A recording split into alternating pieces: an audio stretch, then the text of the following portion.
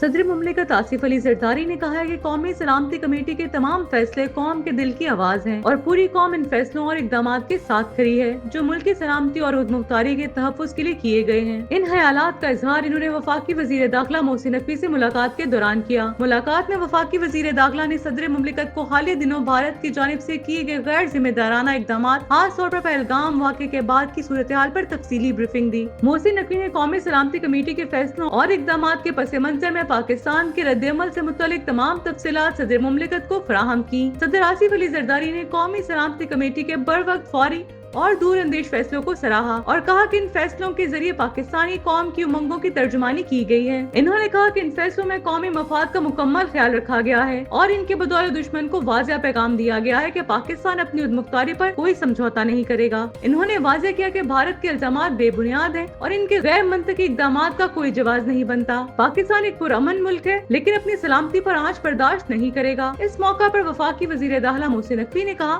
کہ دشمن کو یہ پیغام دینا ضروری تھا کہ پاکستان کا دفاع ناقابل تسخیر ہے اور پاکستانی قوم ہر مشکل وقت میں متحد ہو کر اپنے ملک کا دفاع کرنا جانتی ہے۔ انہوں نے کہا کہ پاکستان کی مسلح افواج اور سلامتی کے تمام ادارے مکمل طور پر چوکس ہیں اور دشمن کی کسی بھی مہم جوئی کا بھرپور جواب دینے کی صلاحیت رکھتے ہیں۔ واضح رہے کہ گزشتہ روز وزیر اعظم شہباز شریف کی زیر صدارت قومی سلامتی کمیٹی کا ایک اہم اجلاس ہوا تھا جس میں بھارت کے ساتھ واگا بارڈر اور فضائی حدود کو فوری طور پر بند کرنے اور تمام تجارتی روابط معطل کرنے کے اہم فیصلے کیے گئے تھے۔ ان فیصلوں کو ملکی سلامتی کو درپیش خطرات کے تناظر میں انتہائی ضروری قرار دیا گیا ہے اور تمام ریاستی ادارے ان فیصلوں پر عمل درآمد کے لیے سرگرم ہیں۔